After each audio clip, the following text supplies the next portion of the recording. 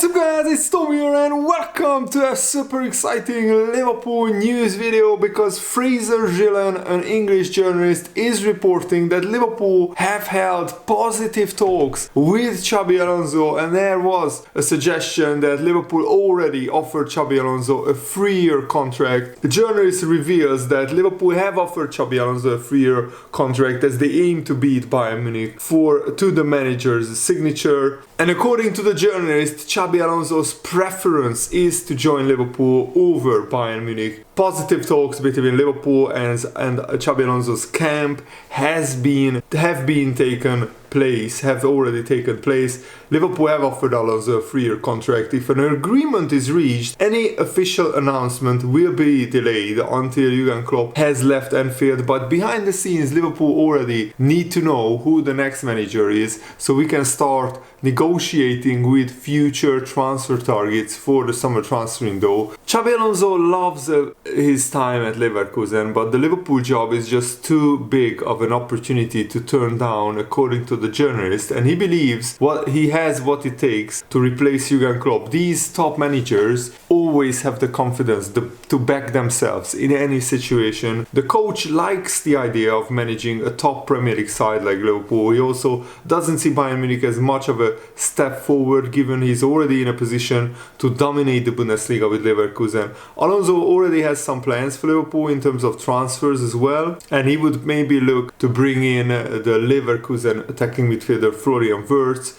and right back Jeremy Frimpong as well. Jeremy Frimpong previously said that when he was asked about Liverpool, he said, "Liverpool, great club with history, that would be great, but who knows what the future will bring." So these guys would absolutely love the chance to play for Liverpool. But of course, we know that Liverpool want to first fill the sporting director role, and after that we will hunt for the new manager. But behind the scenes, talks are already taken place with potential sporting directors and with potential new managers. Liverpool have drawn up a short list of managers that they are interested in. I already mentioned all the names that Liverpool are linked with to become Jurgen Klopp's successor in yesterday's first video, so make sure to watch that. And I'm still absolutely buzzing after Liverpool beat Southampton 3-0 with the kids scoring all 3 goals. Lewis Kumas on his debut and Jadon Dance as a substitute scoring 2 brilliant goals. Absolutely fantastic day for any Liverpool fan and for Jurgen Klopp. So if you are still excited,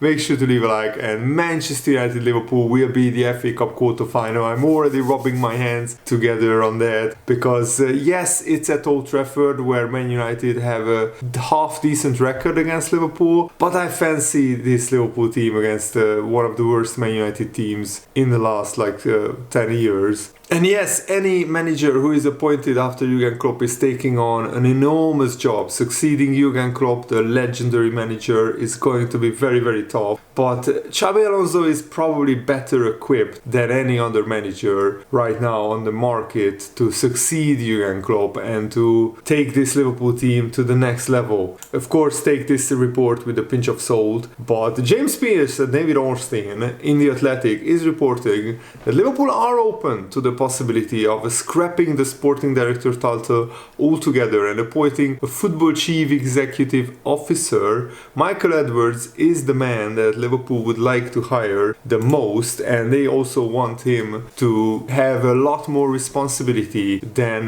the sporting director had under Jurgen Klopp, especially in the last few years. But first, let's see what David Ornstein and James Pearce say about the manager hunt. Xabi Alonso remains the front-runners to succeed Jurgen Klopp. With his record at Leverkusen, 8 points clear at the top of the Bundesliga, and his connection to Liverpool making him a standout candidate, Liverpool are determined to focus their search on young managers who have overachieved with the resources at their disposal, and they have a record of developing young talent, which clearly applies in Alonso's case. Because FSG need a manager who will continue to overachieve, because Liverpool have only the 5th highest wage bill in the Premier League, and wage bill is a very, very big and direct correlation between where a team finishes and how good a team is, of course, and how good their players are, the wage bill suggests that Liverpool shouldn't be fighting for the title. It should be Man United, Man City, and maybe Chelsea and Arsenal fighting for the title. But Liverpool are overachieving with their squad, and we need to continue to do that because FSG won't sanction the spending that Man City or Chelsea are spending. And David Ornstein is reporting that Bayern Munich sacking Thomas Tuchel and him leaving at the end of the season complicates the manager search because Bayern are also keen on Xabi Alonso, who played for Bayern for 3 seasons, and he obviously holds an obvious appeal in being able to challenge for major trophies immediately at Bayern Munich, and they will provide resources to improve the team. Alonso, who is only 42 years old, also has an option of staying at Bayer Leverkusen and biding his time, given one of his former clubs, Real Madrid, are also likely to be interested in him when Ancelotti leaves. But that's the thing, the Bayern Munich and Real Madrid jobs come up every 1, 2, 3 years, and also at Bayern Munich. Why go there when you are already dominating the Bundesliga with Leverkusen? If you win the Bundesliga, if you win the German Cup with Leverkusen, why go there to Bayern Munich to try to do the same thing? And also I think Bayern are not as well equipped to win the Champions League as Liverpool are. Right now the Bayern Munich squad needs an overhaul because it has gone stale. The Liverpool squad has just been rejuvenated and there are so many young players that are coming through from the youth academy. So it's a very, very exciting time at Liverpool. Mike Gordon has asked Liverpool's data and analysts to draw up a long list of possible candidates. This team, led by Will Spearman, Liverpool's director of research, will look at how candidates might use the current Liverpool squad, analyze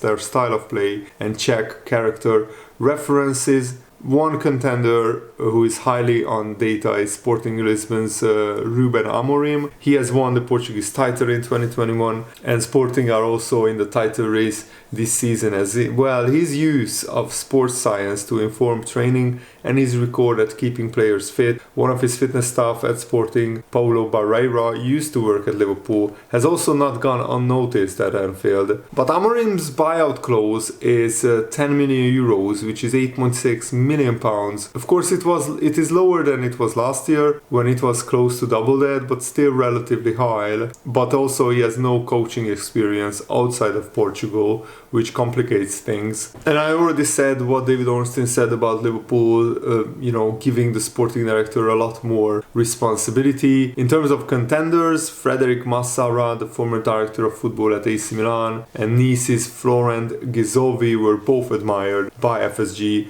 But the candidate that Liverpool's owners would most like to hire is Michael Edwards, the man who previously served as sporting director from 2016 until 2022. Those were the golden years of Liverpool's recruitment transfer team. Edwards is still hugely admired within FSG, which sees him as integral to the club's recent successes. He was instrumental in negotiating deals for Van Dijk, Mane, Robertson, Fabinho, Mo Salah, Alisson, and he also managed to get big transfer fees for average players like Christian Benteke, Mamadou Sakho, Jordan Ibe. Tom Werner said this before Michael Edwards left Liverpool: "I want to acknowledge Michael's reign as sporting director. He has been instrumental. You could point to a player after player who was identified before they became superstars. Going back to Mo Salah, Michael identified him. He's very, very quiet about the way he goes about his business, but he has been really critical to our success. We are competing against clubs who spend massive amounts of money on transfers. One of Michael's correct strategies, once we have identified players, is making sure there is an extension of those contracts." Mike Gordon rang Michael Edwards shortly after Jurgen Klopp announced his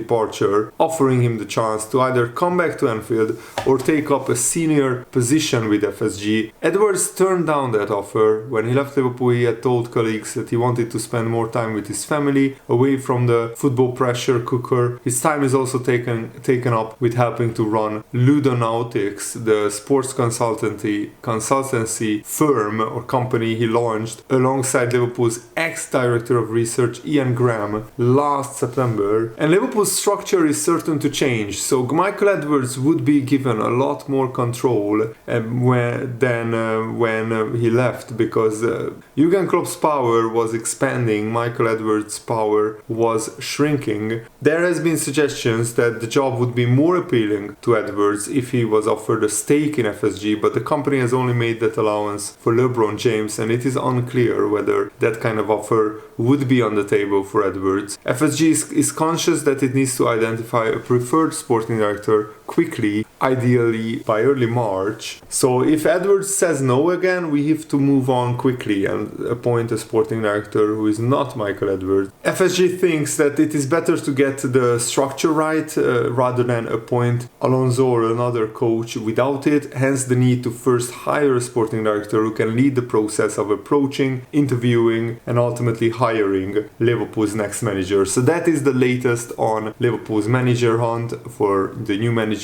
and the new sporting director. I really hope that you guys enjoyed it. I'm absolutely buzzing after Liverpool beat Southampton 3-0 with the Cup kids being absolutely magnificent. Thanks for watching. Have a nice day. See you later. Good night.